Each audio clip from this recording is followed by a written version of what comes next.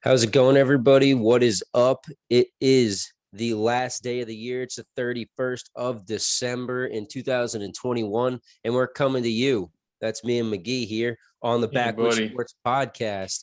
What is up, dude? How's it going? Doing pretty well, man. Yeah, me too. It was a nice break, to say the least, for sure, over Christmas and, New Year Yep. coming around tonight. Should be fun. All these bowl games going on last night with MSU coming back. Big dub. I really didn't think Pitt was going to be in the game, without Pickett and everything. But man, they Mm. came back, had a good fight to them and everything. Just hell of a bowl season so far, even though you don't got some of them big dogs in there with the draft going on. Yeah, bowl games are always interesting like that. There's always full of surprises. Hell yeah, man. It always is. And got to speak on behalf as well of all this COVID outbreak going on too, man, with the leagues right now. Stuff is going wild. The NHL themselves actually shut down for a whole week, and they just restarted the other night on Tuesday night. So we'll see how things go. Seems like they're kind of coming into their own, doing a little better at that. NBA and all them seem to kind of found their way, and they're still making their way. Today, even big news hitting is Antonio Gibson, for any of y'all fantasy people. He's now out with COVID and late enough in the week where he will not be back. So big news on that front.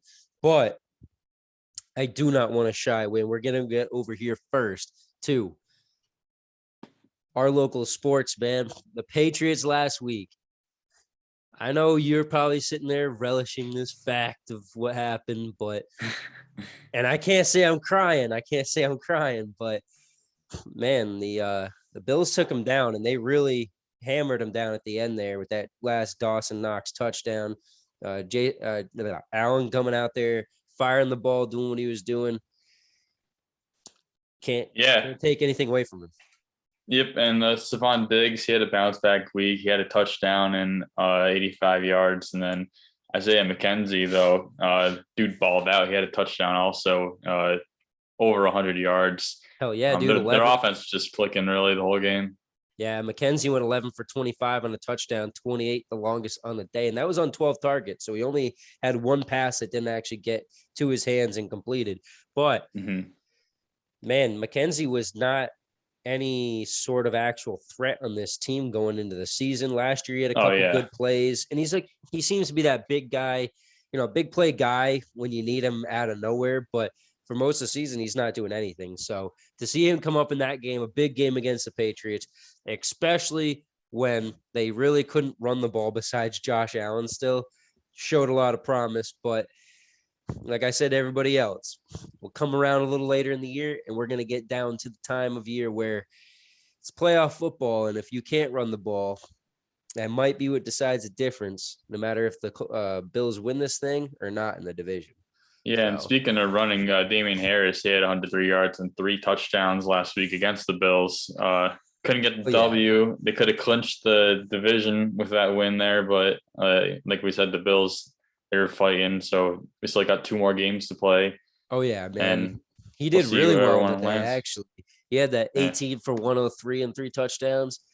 Damian Harris seemed like he was running. I don't even know.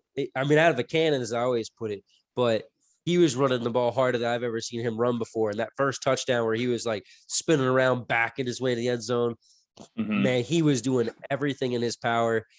Wicked game for him. It sucked to see it, you don't want to say wasted, but it seemed to be wasted on a loss. But that man carried him through. And big thing on the day, Mac Jones talking about it in the post-game presser, saying, everyone's saying, oh, got the linemen all going crazy during the game and stuff, and people fighting and whatnot. And he even said it himself flat out, man, I'm happy to see my dogs fight like that for me. And more in particular, David Andrews, he said, um, you need those big boys fighting at the end of the year like that. They might have lost 2 straight now to the Colts and to the Bills. It may look like everything is falling apart here in Pat's territory. But let me tell you one thing, is they got the Jags and the Dolphins left. And if the Dolphins lose this week to the Titans, it's a wrap, man. It's a wrap. Yeah. Not even Easy way to end it. Yeah, exactly. Can't lie about that. But what I can want to lie about, but can't lie about, is over in the Garden. The Celtics are still sucking wind, bro. Sucking real wind. And went over there and lost last night or the other night there to the Clippers 91-82. I couldn't see it coming. But man, with all the injuries on both sides right now, COVID related or not, that was a tough loss. Oh yeah, for sure. Yeah, they were playing. I think it was they dropped like 4 of their last 6 basically since they played the Warriors on the 17th. I'm pretty sure. Yeah, and you always want to look at how Tatum's doing, and he's putting up, his 25 and 8, but you look at his shooting percentage, and it's like below 40% in most games. Yeah, it's like tough, that's man. just not good enough. No, for sure. The only man that I saw in there, and that was really in the Cavs game, that really separated himself by any stretch of the imagination, is the big old Time Lord, man. Rob Williams. He had 21, Yeah. 11 rebounds and 7 assists that game. That was come out parties. He's had a good run during this stretch, and like you said, there's COVID outbreaks like crazy, so there's a bunch of G leaguers coming up and just guys that are lower in the rotation getting way more minutes now, and so it's good for these guys. They can start breaking out, and you see kind of what your young squad looks like now. Yeah, no, that's for sure, man. I mean, they're playing hard. They got a lot of heart and everything over there in the Garden, but it's just tough to see them get by like they have, and really not really get by, be scraping by as they are. Not even scraping by to what, to get in the playing tournament? Because they're not even real. there yet. They're not even there. No, they're not, and it's sad to see it with the roster they got. But and we obviously on the last side here of the local sports, we don't have much over there on the other side of the locker room in the Garden with the Bruins, but we said they're on that week-long break. I mean, I don't want to talk too much about it, but I do want to get into it. We were talking COVID and everything. Do you think it was actually smart? Because I'm sitting here thinking maybe the NHL was the smartest league of all, sitting here taking a whole week off, especially, they got people with families that, it's not like the NBA and the NFL where they're mostly around here. These dudes are in Europe. These dudes are in, Canada. These dudes are everywhere. Germany, Russia. They have families everywhere, man. And for them to even do holidays in general is tough with all this going on this season. I think this was one of those, like, how do I put it? Almost like a local year. Like, let's take a little time, hold up, do what you guys are going to do, and then we come back and regroup. And I think besides travel and all that, if everything went well in that planning, I think they got it all right. And honestly, I think this is the best decision out of any of the pro sports leagues going forward for the rest of their season. What do you think? As a sports league, I totally agree, because I think this is like one of the only instances where you as a league can get 100% of your employees to all quarantine at one time. Exactly. And everybody take 10 days off or however long it is. Yeah, per CDC guideline. Because well, you try to do that now, but some businesses make their own rules and say, oh, like, I'm not going to shut my business down. I'm going to have you miss work for a week, and then when you come back, someone else is going to miss work for a week. Like, how about you just shut down for a week so everybody does this? And they're in a position where they can control basically every single person in their business. So 100%, it is smart. I think in terms of like the NBA, I like what they're doing is they're giving hardship exception contracts, 10-day deals to G leaguers or really anybody they want, free agents or anyone, so they can get extra like 3 players if they have someone that goes into protocol. So there's different ways they can handle it. I don't think there's I don't know. I don't know if I would say better option, but I think the way the NHL did it was pretty smart. Yeah, I think it was better. I think the NBA was doing that to save money too. So, but no, for sure. And the NBA and the NFL, they don't want to sit there and then take away the Christmas games from people and whatnot and all that. And got flip plans and everything, postpone the whole season. Posting everything's got to get pushed back. Super Bowl's not on the right day, I guess you would say.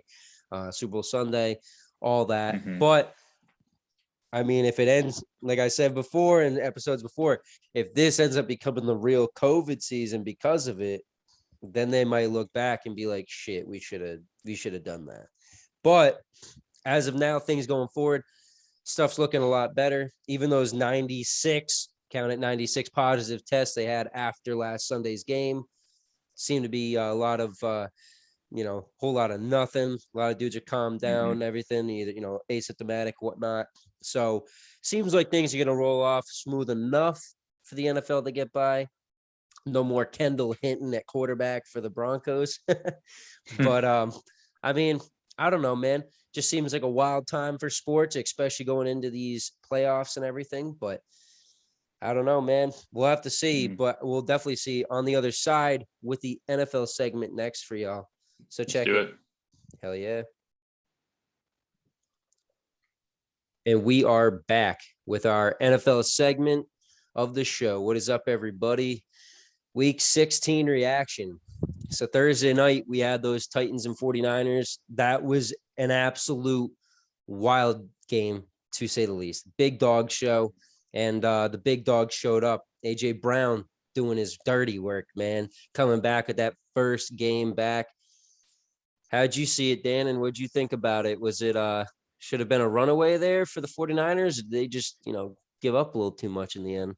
No, it shouldn't have been a runaway. I mean, it's a good game. I thought the Niners were going to win. I mean, before the game even started, but the Titans are showing another reason why they want to stay at the top of the division, top of the conference. They deserve playoff spot. And they're going to get it. And I mean, they're resilient, and they had a lot out to prove there.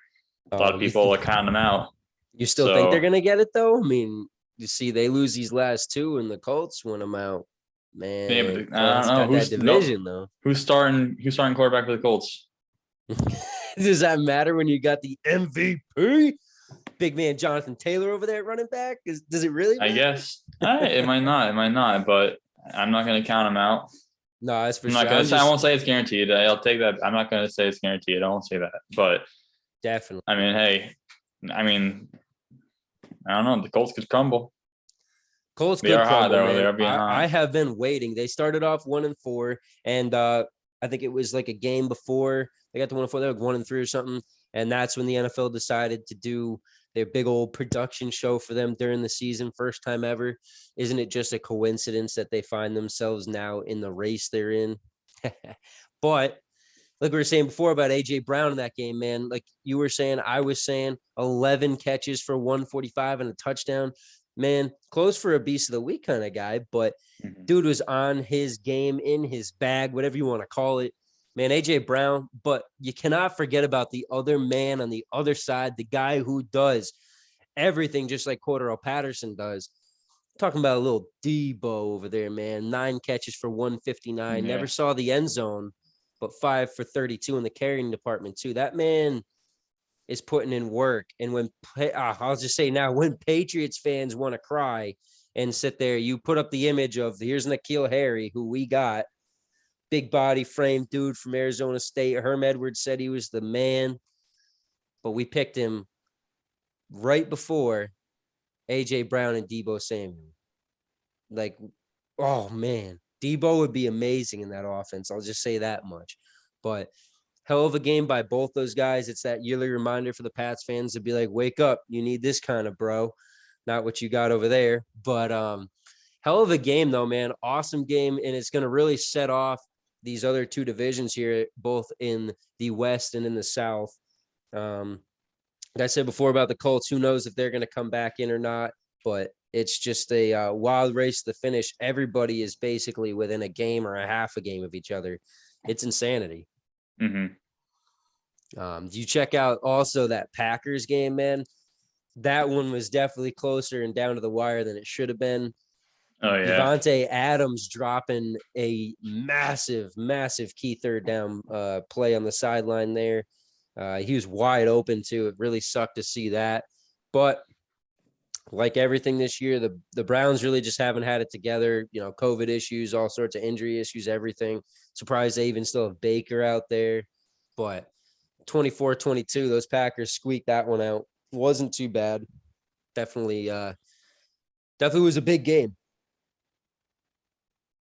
Yeah, definitely. And I'll always say it, you can never count out any team with Aaron Rodgers as your quarterback. Yeah. And I mean, he'll do whatever he can to get you in the field position you need to get you the game-winning touchdown, anything. It was a great game to watch, real fun to watch. And Rodgers is making a case for MVP, especially with Brady having an off week. What was it, week Yeah. 15 or 14? Week Yeah, 15, I yeah, think. yeah. That was 16. Brady had a little bit more of a bounce back week. It was definitely better than week 15 when they got shut out. Man, I Yeah. remember seeing that Instagram post, guys like me and my dad both put a band down in the game, and they're sitting there in the stands, and they got to see Brady's third and first time in 15 years shutout with absolute. I mean, the injuries piled up quick in that game. You almost could think, even with Sean Payton on COVID break, that maybe, just maybe, they were headhunting yet again, going helmets to knees, helmets to everything at that point. But those Saints are a hard, tough defense, and they want to come out and really prove their worth. Now knocking Mhm. off the Bucks twice this year, yet again. Brady now 0-4 in the NFC South against the Saints. Wow. So, little side note, they may have won the division this time, but that's still a big, big key for them going forward. And I'm sure Brady is not forgetting it. But man, two big powerhouses. We were talking a little before about the Colts and coming over to them here now. Colts winning 22-16 against the Cardinals last week, man. That was massive. Yeah, Cardinals have been dealing with injuries the last few weeks, and Sure. still are. And you don't want to blame it all on injuries, but I mean, they started off really hot, and they've been exposed, or not exposed, but they've been taking advantage of these injuries and stuff that they've had. So they're racking in some L's right before the playoffs, and That is they for just sure, man. gotta get a little more mental awareness in these games because you see kind of stupid plays, drop passes, Yeah, they and seem at they seem to this definitely be sleepwalking to the end of the season. I mean, the Lions, and it's not that the Colts are a pushover, but I it's just just this think time they of should have had year. them. Oh This no, time of year, definitely. you can't have that kind of stuff happen because these last 2, 3, 4 weeks, these are essentially playoff games, Oh, for definitely. a lot of the wild card and like all these guys really. So these last few weeks are pretty close. You can't be playing soft. You can't play like it's week 5 anymore. Yeah, for real, man. And don't want to stick to them too long, but I did want to get over here to a team that, most people, and I am most people in this category, you don't want to give them credit because you never know when they're going to just flip the script and decide to be the old Marvin Lewis of old. Those Bengals, man, they came out. Joe Burrow in the first half had 300 passing yards. I think he had 2 or 3 touchdowns already in the first half. Ended the day with 500 yards, 4 touchdowns. Bengals in a 44-21 rout of Mm-hmm. the Ravens. Now it's Brett Hundley. It was not Lamar Jackson, and he did a hell of a job himself. But how do you feel about those Bengals, man, running their ass into these playoffs? Because they are not being shy about it, and they're stomping down the door, even with a partially hurt Joe Mixon with that knee injury. Yeah, very, very impressive. Burrow's best game as a professional athlete, 100%, Oh, for 500 sure. yards, like you said, 4 touchdowns. And yeah, and so this puts them in the lead in the division. Is that right? Oh, yeah. Nope, it does for right now. And By a game, maybe. yeah, I think it was by a game. And to me, it is just wild to see how it's panning out here. Yeah, the Chiefs in first. What is it? Titans second. Bengals third, actually, right now. So they'd be playing the Patriots in sixth place. And then the fourth, fifth is the Bills and the Colts. Mm-hmm. So, I mean, right as of right now, it's a wild race. We have a million scenarios on hand. Baltimore's got the Rams this weekend. So, what is it? Cleveland's got Pittsburgh. So that's a nice in division matchup. And then KC and Cincinnati. So we get to the end of this week, man, and we may be seeing a lot of changes, like a lot. And it's all going to be within half a game changes, mashing up between who won the first matchups. And So it's that going to be division is a interesting. lot tighter than we thought. Week 18 is going to be fun because usually we see starters sit last week, but like this year is just so many teams that are within half the game or 1.5 games where Yep, players are going to have to play week 18 if they want to get a chance to make it into the playoffs, or if they want to maybe try to tank and get 2 better picks than they would, for sure. Yeah, because I mean, Kansas City, they got something locked up. They're 11-4. Tennessee's 10-5. But then you got third place all the way down to 6. It's Cincinnati, Buffalo, Indianapolis, New England, all 9-6. Mm-hmm. So that is going to be like after this week, it'll be a little clearer, but it's still going to be. There's probably going to be half the amount of teams, less than half of those teams left. But it's going to be a lot clearer after Sunday. Hell yeah. And do not, I really mean it when I say do not count the Dolphins out just yet. They're sitting pretty in that last spot right now, and they got Tennessee and New England. So if they can pull off Tennessee, they beat New England week 1, right? They did, man. So if they pull this one off, like it is going to be the biggest barn burner finish. And if Mac Jones doesn't make the playoffs at this point in those Patriots, I know I won't be happy, but I can tell you now, Patriots Nation will be probably starting a fire in one of these other cities. At least we know not to do it to ourselves. I'll say that. Yeah, definitely. So if the Dolphins make the playoffs, I'm going to ask you this.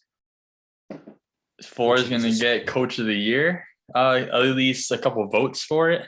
Probably won't get Coach of the Year, but the head coach. Yeah, Brian Flores. Man, I don't know. I mean, you see how these guys started. It's a very tough one. I mean, I don't think it deserves it, but I think shy? Are you shy then over here? Are you just forgetting about old Sirianni over there? No, because so that's why I brought him up. He has jumped like double. I feel like the Dolphins have been kind of they're always a slow riser, no matter what. They're an 800 or 800. They're a 500 team. whoa. It's not 70s, all right? Yeah, right. This ain't Dan Marino no more with all them. But the Eagles, man, we always talk about it. Our first episode of this season, we talked about it. This division is always flip-flop. Every year there's a new dude at the bottom, someone else in the middle, someone at the top. Mm-hmm. Last year was Washington, and I was going to beat the drum and say Washington was going right damn back. Now, that didn't happen. It's not going to happen. But what I am seeing happening is a big trend of these Eagles like to dive bomb to the bottom, and then next year they're like the old Red Sox, and they pop right back up, and they got to go back to their dirty work. Now, you guys played pretty ball at the beginning of the season. Now, Sirianni is finally getting into this running game and doing everything nitty gritty. Mm-hmm. How do you feel going in these last 2 weeks at these matchups ahead, man? For the Eagles? Yeah.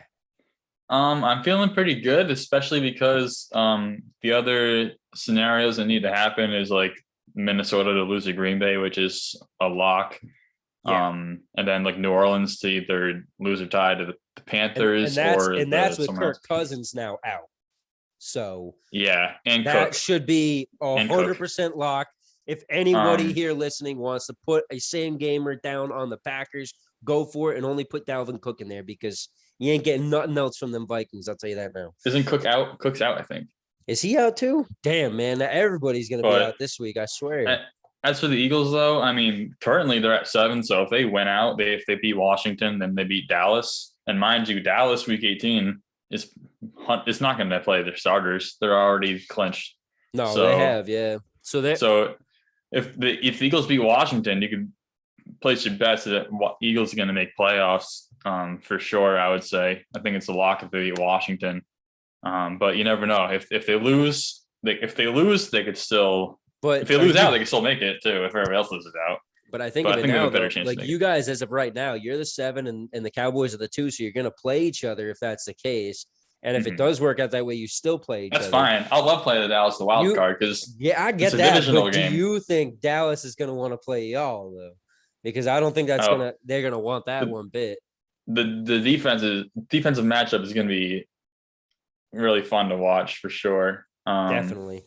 But I don't know. I'm hoping for a Dallas and Philly wild card. That'd be pretty nice.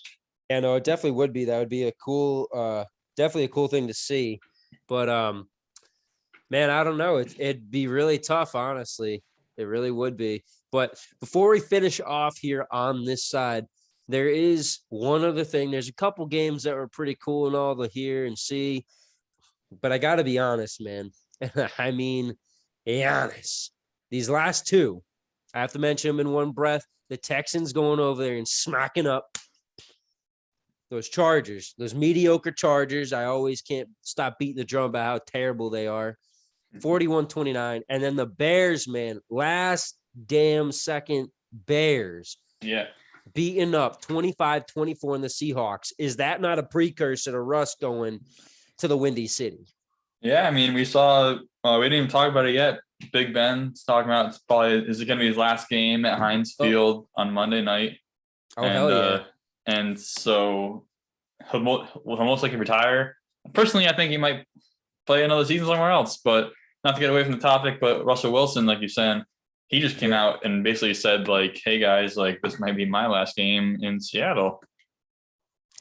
Yeah, and now see when I saw it, it was kind of seemed like it was kind of like Big Ben, where it was he said it, I'm not sure, and then backtracked and said, but this is like here, this is where I am, whatnot. Yeah. Ben, so like Big Ben, I put it as that dude's old as crap. He should have probably retired 2-3 years ago. So at this point, Yeah. And I said it to Jason in the chat earlier this morning. We're talking about it. He says, it's going to be a big farewell. All this. Not that he isn't a great quarterback, and certainly I saw it on ESPN the other day. The top three quarterbacks: Eli, Rivers, or Ben in the 04 class. No question. I don't care about no 2 rings in the Giants. Big Ben is the number 1 quarterback of that draft class, followed by Eli, then Rivers. Sorry, Rivers, but you can go cry with your kids, I guess. Yeah. Seriously though, man, like Big Ben is Ben the pillar of that draft class, of a lot of those quarterbacks after Brady and Peyton. He was the guy to solidify and just be, a big dude, big body guy who really never really got hurt in the early part of his career. He was able to rumble and stumble around the field, do what he had to do, get the ball to basically any placement he needed. Santonio Holmes, shout out. That big touchdown wouldn't have happened without Big Ben, 1,000%. Just one of those things, man, where he's been a great quarterback, but he kind of overstayed his welcome is how I put it. And I think a lot of the fan base, I think a lot of the fan base is kind of at the point where it's like, thank God. But realize that interview where he said, it is time, but nothing's ever for certain. So hold on to your jock straps there, Steeler Nation, because you got a little bit more coming before you get a definite. You got a few more picks coming before the season ends. And it might even be next off season, like right at the beginning of the preseason where they finally make a decision there. So wait for the draft, I guess, to really make your choice. But we get over here next though. I want to get over to the predictions for this next week, man. Week 17. And remember, folks, this is not the end of this because we have a whole nother week after this ready to go. Let me pull up over here quick, grab this list. This thing is wild today, folks. Wild with all sorts of stuff on it. We're starting over here with the Bills and the Falcons, man. Going up to Buffalo. We all got the Bills here today, man. Yeah, easy. That's going to be beginning of the week. I sat here and thought this could be a little different. I wanted to go the Falcons. Big Cuz over there, Lindstrom and the boys have been cooking up lately and doing some magic. They've been doing well. They have been. And Russell Gage is back. He's doing what he's been doing all along, even when they had Julio playing amazing. But we're going to have to go all Bills this week, and we'll see if none of us get a little smacked up on that. But we move over to next in the 1 o'clock window, going over, like we said before, at the Windy City, back over there. And they got the Giants coming on in. I'm gonna have to go Giants on this, baby. I'm gonna go Giants. We're all going with the Bengals. We don't like those little men. They don't stand a chance in Chicago. Them Bears, you mean, bro? Bengals, Bears, the Tigers. Did I say Bengals? Yeah, you said Bengals. It's all right though. I'm looking at the next. I meant to say, yeah, those Bears taking care of them. You're all caught up in Kyle's solo over there. I see. Because we all got KC in this next one over the Bengals, but Kyle is rolling with that solo here. So we're going to have to see how that one goes. Now, during the week, I got to admit, I did want to take the Bengals, man. They powerhouse offense. There's nothing else to say about it. And and KC doesn't play that hot on offense anymore. But I just don't think they got the defense, and KC's defense has rolled around tenfold since the beginning of the season. Yeah, I don't know. I'm rolling KC. I think it's a safe bet. They need their wins just as much as the Bengals do. Yeah, no, they definitely do. And if that is the case, where KC does win, man, they're going to be that AFC North we thought about being a 3-team, possibly 4-team in the playoff race. It is going to end up being just one, I'm sure, in the end. And it's nobody, I think, can tell right now who it's going to be. My dark horse pick is going to be the Ravens. They're somehow going to slide, but I don't even know about that yet. But we'll move over next year in the 1 o'clock window to another game that's going to be an absolute huge matchup to the playoff standings. That is the Miami Dolphins heading on down, or should I say over, to Tennessee to take on the Titans over on the river there. You and I, we got the Titans, baby. Oh, yeah. That's right. They'll take care of them. Yep. And then Kyle and Jace over there, they got the little Dolphins, bro, and fried up fins. Now, it's tough for me because I can totally see the Dolphins taking this. It's another game where it's a mad flip-flop. You really just have no idea. But realistically, man, if you're looking at this as an honest football fan, Dolphins should win this. Like, they should win this easy. Only reason saying is the Titans' non-existent running attack. And that defense of the Dolphins is hot. But no, yeah, you're right there. But I don't know, man. That offense. I mean, if Tennessee, you switch, bro, you got the Titans. You keep talking about the Dolphins. I'm about to talk myself into a. But hey, all week, man. I sent you what my picks were for most of the week. I had the Dolphins at first. It was tough to go away from them, but Tannehill is playing hot and having some of those wide receivers back. I think they got it, but I'm not certain. I'll say that much. But we'll get over next to what, honestly, and we said before about the non-quarterback situation, is probably going to be the most uncertain game of the week. That's the Raiders going on to Lucas Oil Stadium in Indiana to take on the Colts, man. I got the Colts. Raiders, baby. You got Raiders, and you're on a solo on this one. Yeah. I feel the Raiders could do some damage. It's not that they can't, but I don't know, man. Jonathan Taylor and them Colts, he had a bad week last week. They'll get that touchdown for sure. But he's coming back, man. He definitely is. He finally broke that streak last week of I think it was 11 straight games of touchdowns. So this one should be back on track. This would be a start and going into the whole next year. They'll have 2-3 more touchdowns going in starting next season. But we'll get over here next though to two games that really aren't going to be too hard to predict for us. We both had them on a slide. Pats and the Jags, man. Last home game for the Patriots. They're on a 2-game slide. Hardly ever happens anyway in the Belichick era. We are all sliding on to the right with the Patriots on this one. And that should be an easy route.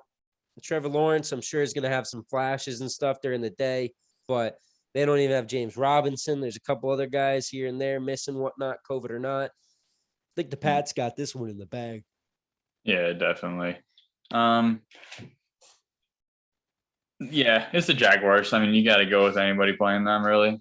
Yeah, it's pretty tough to pick the Jags. I mean, I had them last week against the Jets just because I thought, but man, I didn't also know that Zach Wilson went and gave those 2 free tickets away to the woman in the restaurant there in New York. So I didn't know there was this whole hoopla going on into the game that gave him, such a great day, because hell of a run there by that man getting rookie of the week there.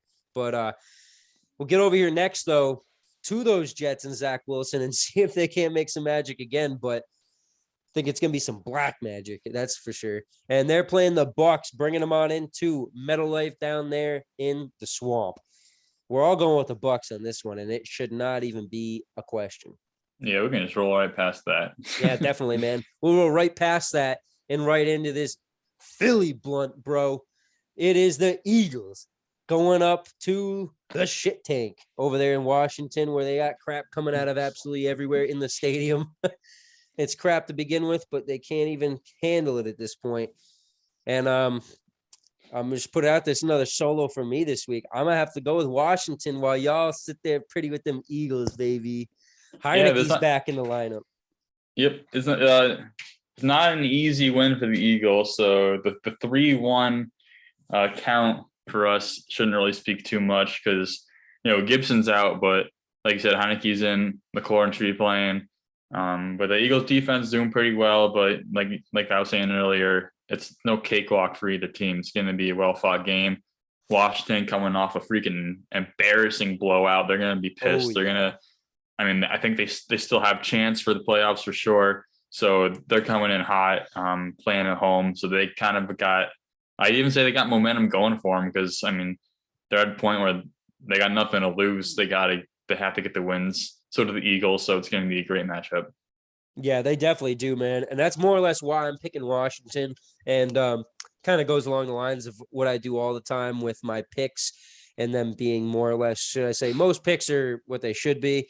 But then there's those tossing picks because, the NFL likes to even some things out. And how this year's gone ain't nothing but even if you see these playoff standings, man. Mm-hmm. Everything is evening out. Everything's a half a game and a half, a game not far away from anybody. Nobody's separating from no one. Even when we thought someone was like the Tennessee Titans at the beginning of the year, they all chop, chop, chop, come right back down. And they're right in territory with everyone else. So it's how it's been for the year. It's how I'm picking this one. Washington football team. Let's go, baby. Even if Gibson ain't in there, come on now. Pick it up. Curtis Samuel, get your goddamn legs out there in the field and play. But or maybe just get surgery at this point and get it over with.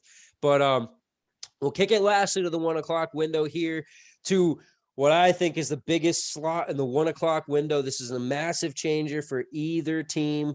And I mentioned them before. It is the LA Rams heading to M&T Bank in Baltimore, Maryland to take on the Ravens, man. We all got the Rams, and I say bad because I kind of wanted to take the Ravens, but it No, don't be this silly. I don't know, man. I mean, Lamar is still questionable, and hell, I got that dude as my quarterback in fantasy in Like the championship, so I I don't know know what's going on. Stafford's coming off a terrible game. He's had a Mind you, tough. that means he's due for a good one. And teams have been picking apart the Baltimore defense last few weeks. So I'm looking for Matt Stafford to have a breakout game compared to last week. Yeah, that's for sure, man. They definitely don't have the DBs they used to have over there in Baltimore, even when they had Osama Beard over there for a couple years. They just don't have that kind of tenacity back there. Um, Even their linebacking core, everything they got, like going to Matt Judon last year and everything, and Godshaw and everything on the line, like to the Pats. They just have lost what seems to be everything that made them a big bolstered defense and a scary defense, just a scary team to play. It just seems now like they're kind of like Jay saw, he says they're Jamar the running team, running quarterback, and they just don't have anything to back them up behind that. So we're all going Rams. Should be a cakewalk. We'll see how it turns out. But coming over here next to this 4:00 window, we break it off.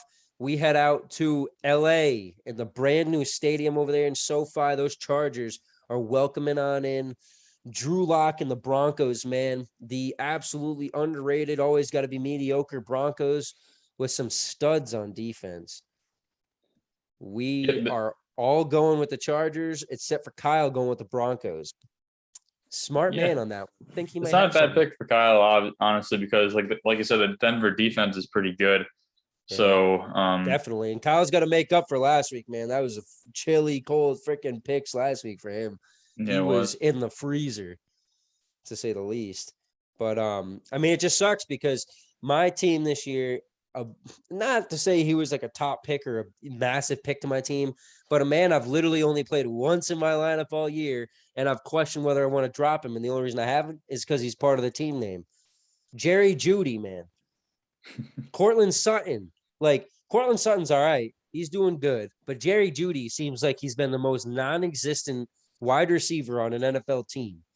And they got Noah Fant over there. They got Javante Williams. They got Melvin Gordon. Like, those dudes have an absolute like slew of offensive players that Yeah, they balled out. if they just had, like an Aaron Rodgers or something, they'd be in a Super Bowl. I swear to God, man. Like, it just seems so hard for a team that has so many right pieces. Hmm. Crazy, crazy, crazy. But Don't want to spend too much time on them because I know my baby over there would get mad. She likes those Broncos and they just can't seem to figure it out. But we'll get over next to the 49ers over there in San Francisco, welcoming in those Texans, those sneaky freaking Texans, man. We all got the Niners, but does even a little bit of you think that those Texans might have a shot at this with Trey Lance at QB? No, I have my faith in Trey Lance. I like him coming into the year. I liked him at the best out of all the QBs. Okay. But Houston did surprise us last week against the Colts, I think, or whoever it was. Chargers, yeah. The Chargers, right? Yeah, So they've been you a can't surprising really, team all I don't year, know though. how often they're going to do that. Yeah, and what Mills is doing pretty good at quarterback, I'd say, doing exceptional.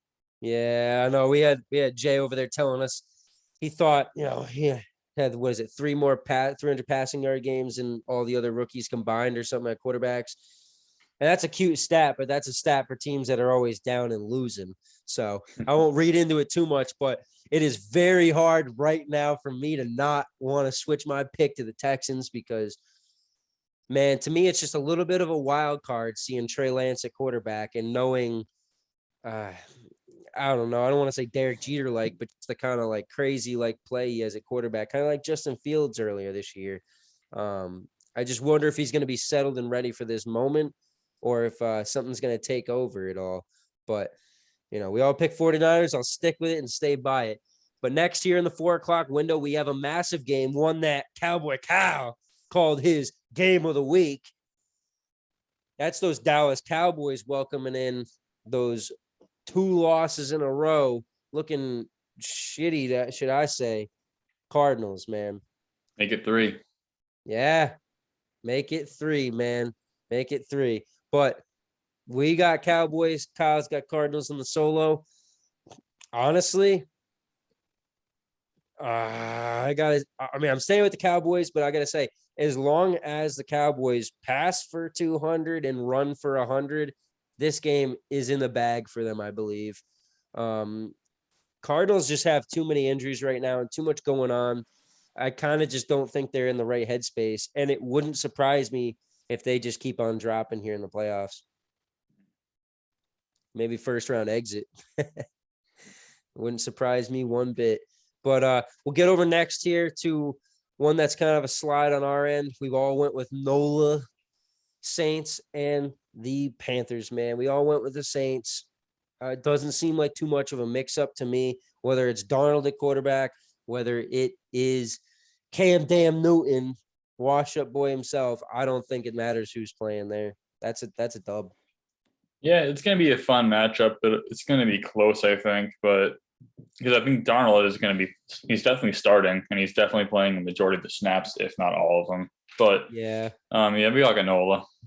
Yeah, I mean, that defense is too rowdy, man. Defense and their special teams, they are so well coached. It's the only thing that's been holding them up into the possible playoff hopes and everything. Yeah, I don't see too much else on that side. But we will move over to this next game where, I'm going to have to go solo and Dolo over here, stay in the crib all alone. We got the Lions. That's right. I said it. The Detroit Lions with DeAndre Swift back in action finally, baby, from that shoulder injury, taking on the 12th man, where they actually have the 12th man in Seattle, baby, with the Seahawks. Yeah, I'm the only one over here on the Lions side. It may strictly be because of DeAndre Swift and that I need a championship to get this dude going here in fantasy, but I don't know. Something just tells me the Seahawks have been reeling. It's been a whole season of them of just turmoil. And, even when they've had some flashes, like last week, DK Metcalf caught a touchdown for the first time since Halloween. Wow. Or around Halloween. Like, this team has just not been themselves. Tyler Lockett hasn't even been able to stay on the field. The running backs are just flipping everywhere. And obviously we all know at the beginning of the season, Russell Wilson went and, broke his hand and everything, fractured it, whatnot, and had to rehab. I just don't think it's been that year for them. It's just been a total reset, and they're trying their ass off to not look like it's a reset, I guess. So how you feel about that game besides you guys picking what you picked? I mean, you're talking about Detroit and Seattle still, right? Yeah, you think that's going to be close by any means? You think it's going to be a No, blowout? no. Seattle's going to hand. No, it's not going to be close at all. Even Get with out the of here. I don't know why even you're with the picking Detroit. Bears, even with the Bears last week, bro. I don't care about last week. I don't care about last Really? week. Last week Yeah. was last week? Is that what we're going on now? All Yeah, I'm right. not playing last week. I'm playing this All week. right. All right. I okay. All right, we'll move along. We'll move along here to Sunday night, the prime time. We're gonna go next to the team where it really doesn't even matter because we're picking them all. It's go freaking pack, go, shove them right down, pack them down. Cheesehead. Cheeseheads are gonna smack up on these little baby Vikings. I am sorry, Adam, but without Kirk Cousins and possibly Cook, I don't think y'all got a chance, bro. You You've can been hit me with in the them. DMs if you want, but it ain't happening this week, man. Go No. pack, go. We are all on that side. Skull with a capital L. Yeah, for real, man. Skull with a capital L, bro. Like a couple L's maybe in there. Just put them in a row, like ducks in a row. But we'll lastly get over to Monday night, the one that is going to really decide a lot of things for the bottom half of this division here in the AFC North. Monday Night Football. It is in the Steel City for most likely, like we said before, what will be Big Ben's last start as the quarterback, prime time for the Steelers. Rest in peace to that career, man. Should have been done a while ago. Taking on the Browns, Baker and the Browns, man. We all got the Browns, but we got a little solo Steeler out here. The fan of the Steelers, Jay, he's taking them. Playing with his emotions. Big Ben's going to end up throwing 3 picks probably in his farewell tour. Yeah, so that's maybe why he was saying it will possibly be a farewell, but maybe not. If it goes well, I'm sure he's riding out. If they win, he's like, I'm out.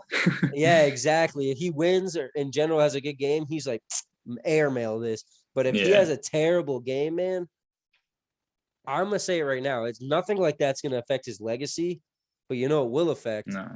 It's going to affect him right up in here, man. He's like, I can't go out like that. I'll have another whole bad year just to have a good last game. So who knows how long this is going? He may be on a hospital little Brett bed. Favre action. He might come back and retire and come back and retire, back and retire again. Might need to have him on one of those set of like old granny wheels with like the the shit pot on it where you can sit on it and you just be throwing from that. But man, I mean that's the predictions for this week. And looking into these last 2 weeks, I'll rattle off. Dan has now taken the top spot here. Cheers to you, bro. In the predictions, he's 95, 59, and 1, followed by me, 94, 60, and 1. And then third place over here is the man who had basically first all year, which is Kyle, with that chilly week last week going now 92, 62, and 1. And then we have the fresh boy coming in mid of the season, 55 and 32 is Jace over there. So not enough to count him into the big standings, but we got playoffs coming up. We're gonna keep counting. Yeah, we'll separate it from playoffs to regular, but we'll do a total we could slap them together. We could have. We'll get all the numbers. We will crunch the numbers every way you want to see it. We'll get them down. It's any way we got to do it. But I'll be honest, man. What is your biggest matchup going into this last week? Biggest matchup that's going to matter most to anything. Most to any team this week. Yeah. I don't want to say Philly just because that's my team. It's tough not to go with that game. It really is. It is because it's divisional and they're both fighting for it. And I mean, all these teams still got next 2 more weeks still. So I definitely think it's either to me is the Rams and Ravens or the Dolphins and the Titans. Those are the. I was looking at the Dolphins game because, like you were saying, the Dolphins. If the Dolphins can get the win this week, I mean, next week's gonna be easier for them. They got to go to Indy and win this week, though, so it's gonna be really hard. If they can get the win or even make it a good game, that's gonna be the game to watch. It's like if that's a close game and you're like watching on your app, like definitely tune into that game if it's staying close. Because dude, if they can take close, it's gonna be fun. Yeah, if they can take those Titans down, man, it is gonna be wild, and I mean wild to say the least. There is.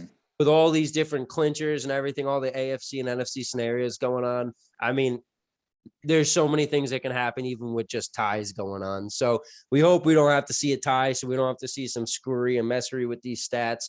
But it's going to be crazy to say the least, man. So Mhm. last thing we're going to get over here too in the NFL segment is a little something that we like to do a little bit of over here. And it's called our Beast Beast of of the the Week. week. And over first in the AFC, we got to go over here to those Cincinnati Bengals, man. Those Bengals sitting here doing their dirty work like they always do. And that quarterback there, Joey Sly Burrow, man, as sly as a fox, going 37 of 46 for 525. That's 11.4 average for y'all that don't know the math. With 4 touchdowns, no picks. That's an 89.3 QBR, 3 sacks on 27 hurries, and a 143.2 rating on the day. And that's good for our AFC players. Beast of the week. And over next, we go over to the NFC, man. We have a man who came back from injury, a man who didn't know if he was going to pay his family or be able to pay for his family to live and do all the things they need to do in life. That man's on those Dallas Cowboys over there in Jerryland, and that is Dak Prescott, going 28 of 39, absolutely shredding, dicing, and cutting up that Washington what the is going on team for 330 yards. That is an 8.5 average on the day. 4 touchdowns yet again, no picks, just like old Burrow and the boys. 3 sacks on 11 hurries, 72.6 rating, and 131.4 on the day, or rating on the day. The QBR was 72. And that man over there is our NFC players. Beast of the week. And little quick mentions. We want to toss in there Damian Harris, man, going 18 of 103. That's a 5.7 average for the 3 touchdowns, 31 being the longest on the day. Big carries there in that game. Too bad it didn't lead to a win. And over the NFC side, we also had Devontae Adams going 10 of 114 for 2 touchdowns, 33 being the longest, 11 average on the day. Those men were killing it.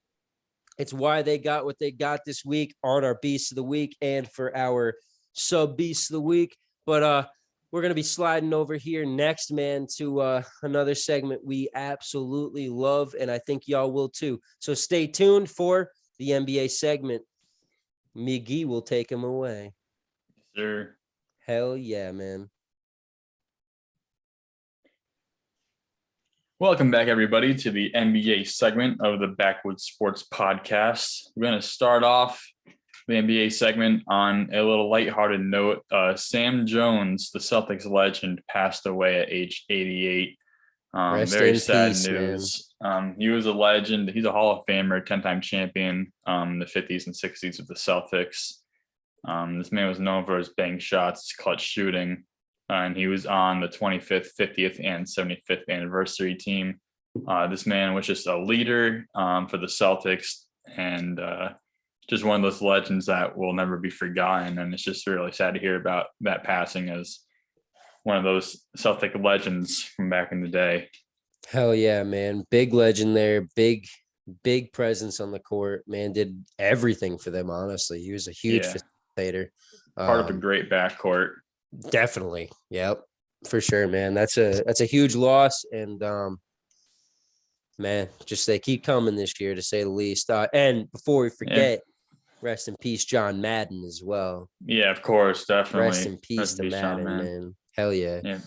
Well, let's kick it over here now. What do we got next on the Let's get some better news. So we're talking about the current assistant coach for the Lakers, Becky Hammon. She just became the highest paid coach in WNBA history, as she's taking a head coaching gig at Las Vegas to coach the Vegas Aces. So this is someone that she served time with Popovich as an assistant coach.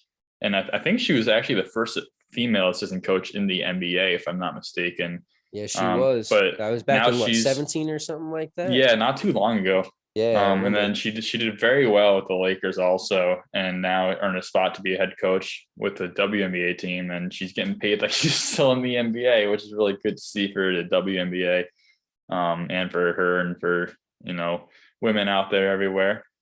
Quality and all that. We're all favorable of that stuff. But yeah, going forward, definitely, man. Speaking of people acting like females, talk about Kyrie Irving a little bit as we see that the Nets dealing with all these COVID issues. We were saying, the NBA is giving out hardship deals to players. You can sign players, but since last we heard that the Nets didn't want Kyrie to be part-time, and so now that they have so many COVID issues, they said, "Why don't you come on back, play some away games for us?" So I think his first Yep. game is like the 6th. I think they have like 2 more home games right now, and then they go play an away game he can play against. I forget who it is, but the big three are going to be back. So hopefully he'll be able to stay the whole rest of the season and get into playoffs with them. What do you think about Yeah. that? That's gonna be tough, man. I mean, old Kylie Irving over there, that little chick, making her issues, and definitely not using the tissues because leaving a trail to say the least. But I'll be honest, always been a good baller as long as it keep mouth shut, do what he's got to do, and everything. Not just dribble, but at least dribble and do what he's got to do there. I feel that they're gonna definitely have a resurgence, but like you said, it's tough. It's a part-time player. You can't have him at home. And that's really where you want to have him is at home, dude. I mean, like, yeah, a Yeah. way you want to have, like, I'll be honest, Kyrie Irving this year, Brooklyn's going to make the playoffs no matter what. So we know that. Kyrie Irving, to me, in the playoffs is going to be the most dominant player possibly for when he can actually play because he's only going to play away. He could be that spark plug guy. And if he becomes the spark plug guy that they need him to be, since he can only play the away games, he could be that dude that actually carries them on the road. Like he really Yeah. could. And it's And like, what that's if, a huge thing for them.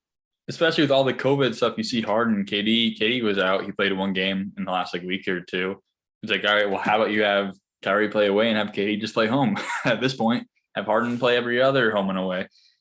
I mean, you're going to mess up the chemistry like that. And that's kind of ridiculous to even suggest. But I mean, like you got these 3 superstars that can do it all. And they all want rest to begin with. All you these need stars them want all a to have rest to rest. begin with. Yeah. So it's like that actually might not be a terrible idea. Will it result in great wins or any great chemistry basketball? Probably not. But Not chemistry, no. But the other thing is screwing and fucking with the chemistry might actually make them a better team at the end of the day. That's one thing I've always kind of realized about the NBA. Like the NFL, you got to go out there at times with dudes you've never even played with and figure it out. And the NBA is so conditioned to, well, we're this, and these are our lineups. We don't stray from those lineups. I think that's the biggest handicap that the NBA has against itself is players not being able to play with more people on the team and understand them as well as others. They just become way too conditioned to just the certain lineups, which is great and all, but same thing in hockey. You get outside of your lineups with your lines, even just the small lines inside of the whole lineups, and it can really screw with a team and take a team that's the best and make them honestly play like they're the worst. So who knows? This might actually give a little good parity, should I say, to the Nets and help them. Yeah. No, totally. And they actually had a game recently against the Sixers, and we saw it got pretty chippy. We saw Embiid and Durant both get in each other's face. They both got teed up. Last and night, it was that just, was a tough battle. Yep. And it was just great to see because it's like, I don't know, the last few years, especially in playoffs, it's been like Celtics and the Sixers battling. Yep. And now the Celtics not doing so hot. They might not even be in the playoffs, but with the Sixers and the Nets, these guys are consistently at the top of the East. And especially the last few years, it's going to be a great matchup. I think we're going to see like just one of those bloodbath matchups if they get them playing in a series in the playoffs.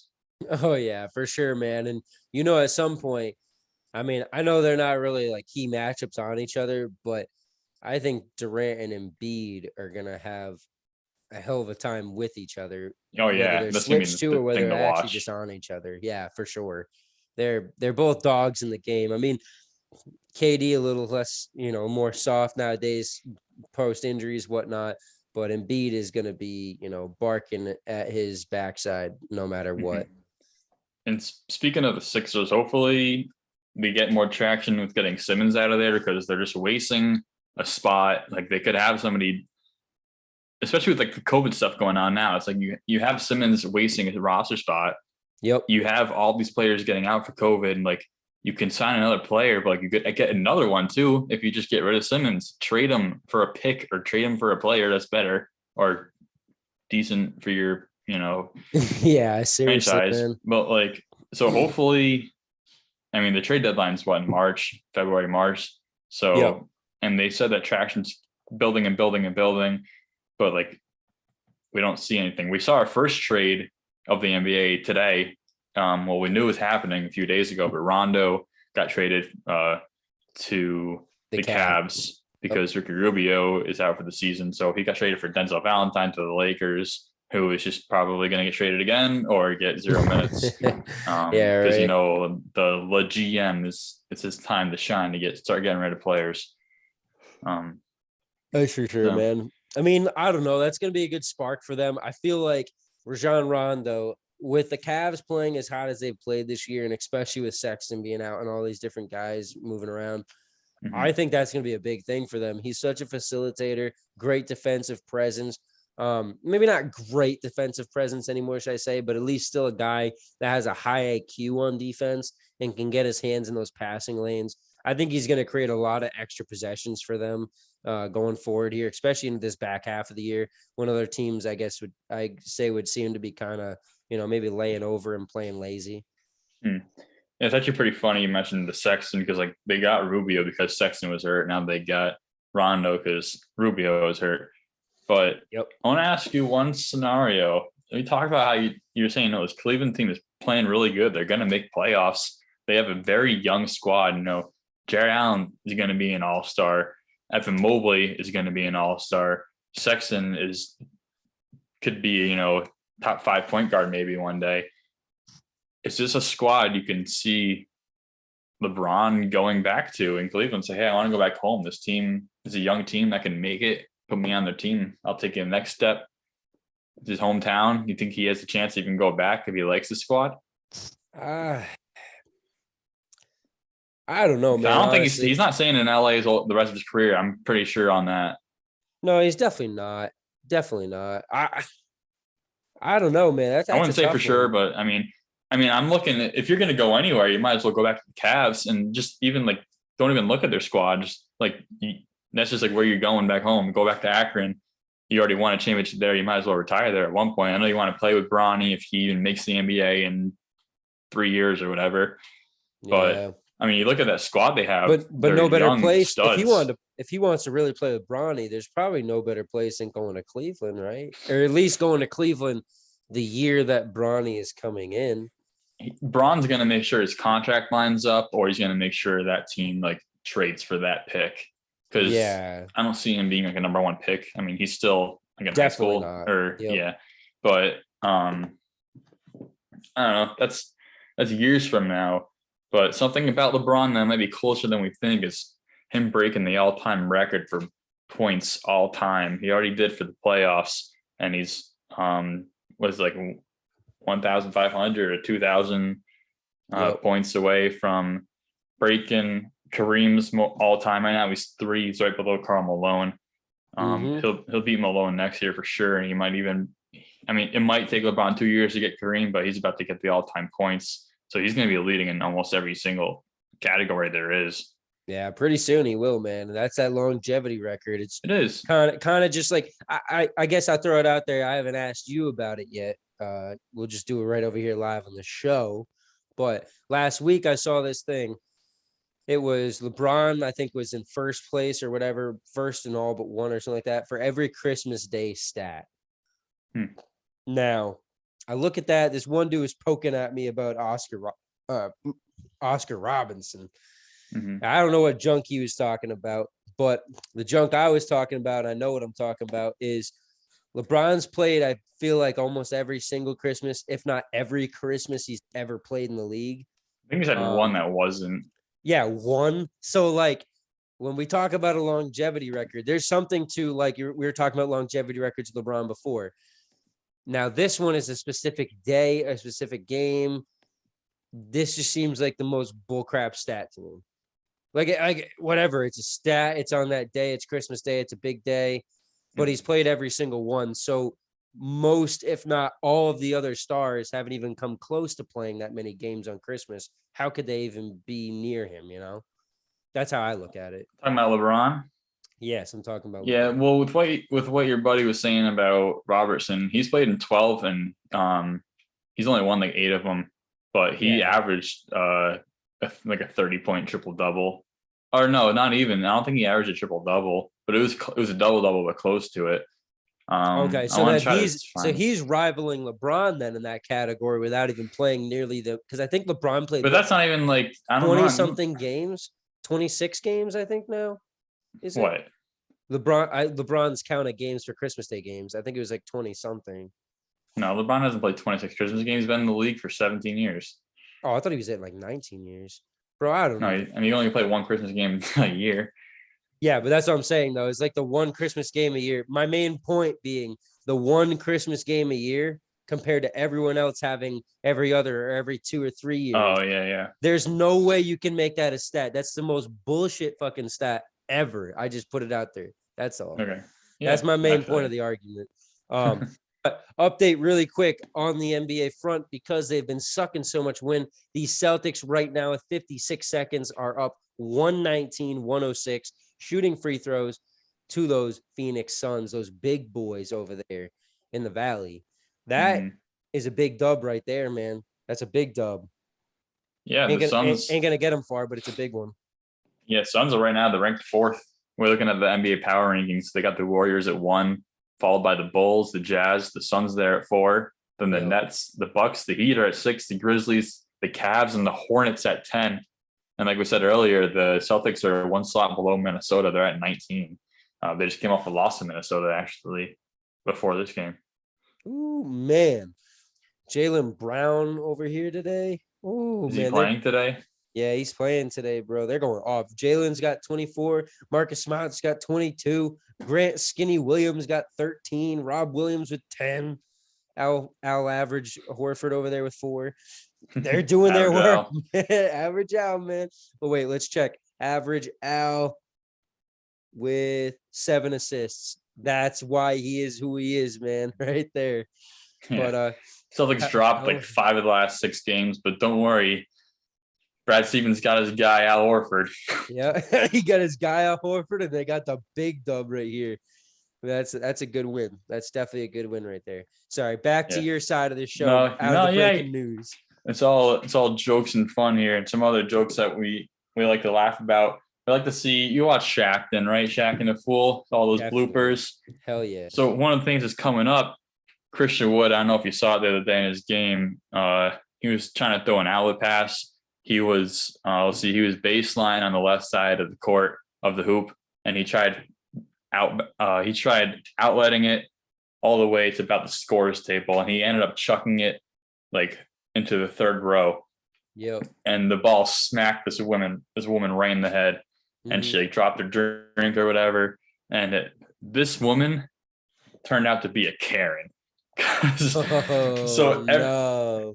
everyone was laughing about it because these things happen all the time, and usually everybody laughs about it, right? And Christian Wood, he was like, "Oh man, that was a stupid pass," and the announcers made a quick joke, and they were laughing. Turns out the lady that got hit didn't think it was too funny. She literally started calling on lawyers and stuff. Bro. She was getting all mad that the announcers laughed about it. They're like, "Oh, they're making fun of me." And Christian Wood, he actually put out a tweet. He was like, "Happens to the best of us," and put a laughing emoji talking about his own past. Like he said, like hashtag Shaq and the Fool and all that. And so Yep. she started talking to her lawyer, and she's like, "Oh, they're making fun of me, blah blah." And she said her doctor said that she should sit out of her job, which she does finance, because she's got red marks all over her face. And I'm like, bro, are you kidding me? This is like, we can't let Karens into the NBA games. Like, Dude, if I'm her, she's gotta sit out of her job. yeah, Bro. for 3 weeks, dude. For 3 weeks, you're getting hit in the face with a basketball.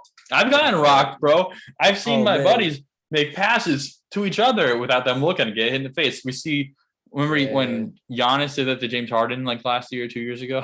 Oh, oh, He didn't dude, sit out any I games. swear I swear. I mean, I'm not a. I mean, I've been hit by a basketball in the face before. Definitely a soccer ball a million times when I was younger.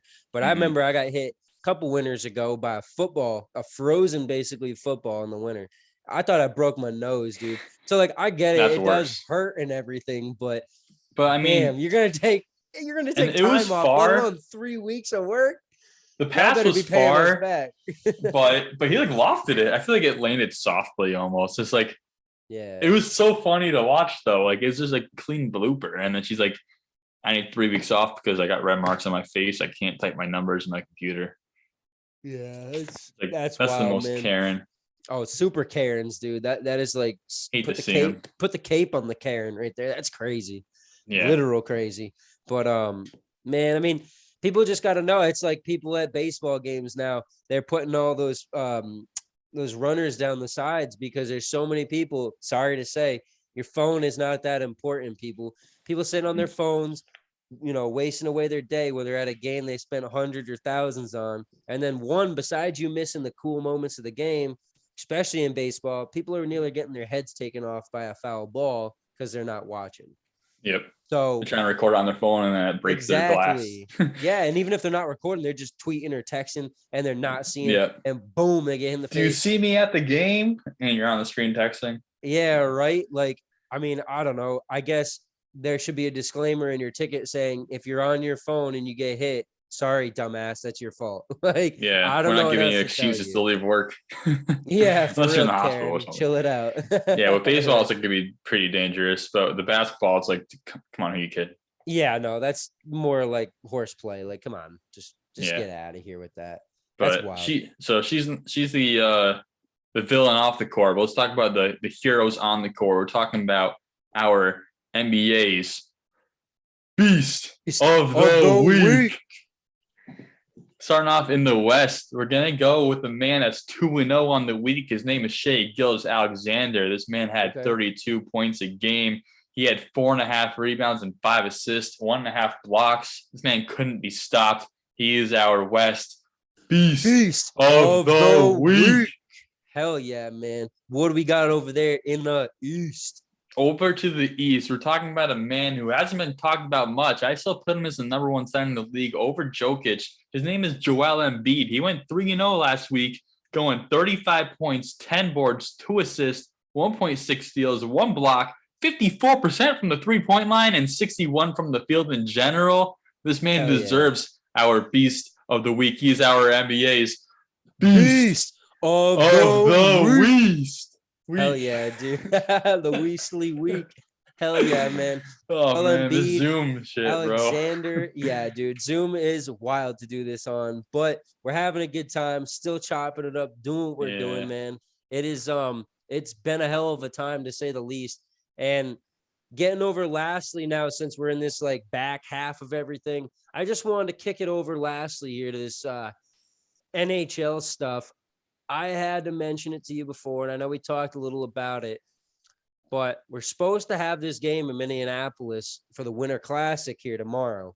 And there's been a lot of times in, I'll say last year, the Bruins going up, I think it was Montana or something like that. And they had a lot of issues with keeping the ice cold enough and whatnot. And, it becoming too watery, need to get the Zamponis back out there, do all the jerking and working and all that, make sure things are right. But this year we have what I think is a first time ever issue where the Minnesota Twins play is where they're putting this place right inside the old ballpark there. And I think it's Target Field, I'm pretty sure. It is going to be minus 15 degrees tomorrow. It is possibly going to be too cold for them to even play the game outside. That's insanity to me. Did you call it? Postpone it? Like they must have to. But the biggest thing to me being is you already had a Super Bowl here a couple of years ago, and it was so damn cold. No, media row, everything had to be inside. They couldn't do anything outside. Players couldn't even go outside without having like full on or 2 trench coats on without still feeling frozen. What the hell are people still doing bringing outdoor events to Minneapolis? I mean, they got indoor stadiums for a damn reason, and baseball's the time of year it is for a reason. What the hell are y'all doing? This seems like just a kind of a stupid thing, but I mean, hey, the NHL Classic is also an amazing game to watch and something that most cities and almost every single team wants to eventually be a part of. Too bad it's mostly kept to the original 6. But I just want to throw it out there.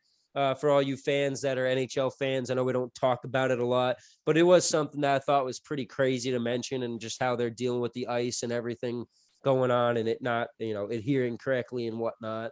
And mostly, as well as a lot of these cameras and stuff aren't working properly as well. So, we'll see how it goes. But man, it's kind of like they had with the Bills Patriots games a couple weeks ago with the sky cam there. They couldn't get up because it was so windy.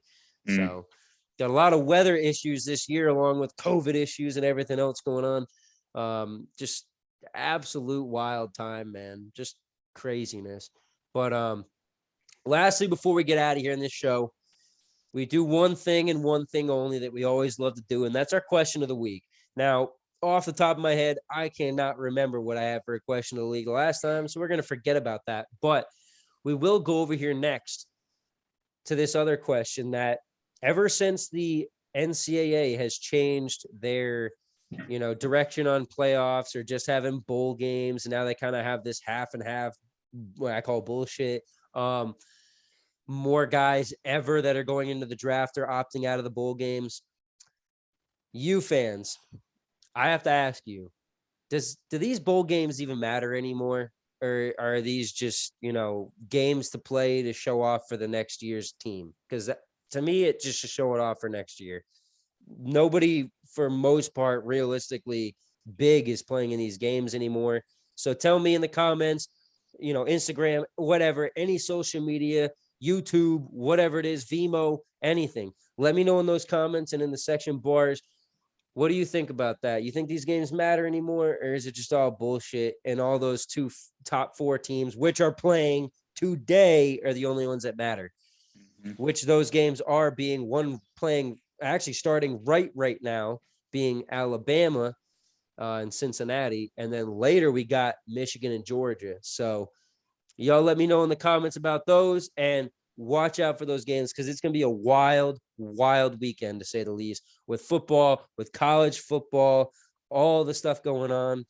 NBA over there on your side, McGee. We got a lot going on that slate as well. That's for sure. It's going to be a hell of a week, right, man? Hell yeah, man. Yeah, you see anything on the NBA side that maybe has a little juice to it at all? Got some big stuff. Well, first give a shout out to the Celtics. They just got like a 20-point win. They just started killing the Suns real quick. Yeah, for sure, man. Looking at games later on today, nothing too crazy. The Knicks and Thunder should be pretty good. It's gonna be a close one, I think.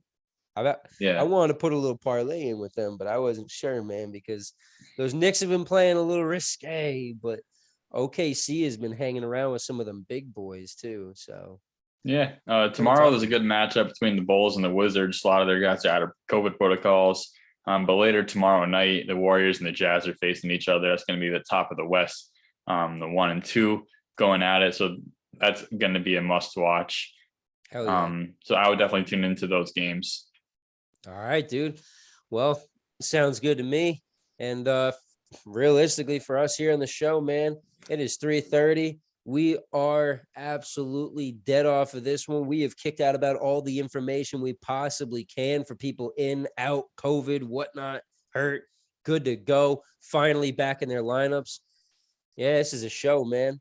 And feeling pretty good about the day. So we're going to get out of here and get back onto our lives. So for all y'all out there that have listened and tuned in and subscribed and all that and continue to, we appreciate you. And McGee, man, I'll see you next week, bro. All right, bro. Yeah, take it easy. That's a wrap.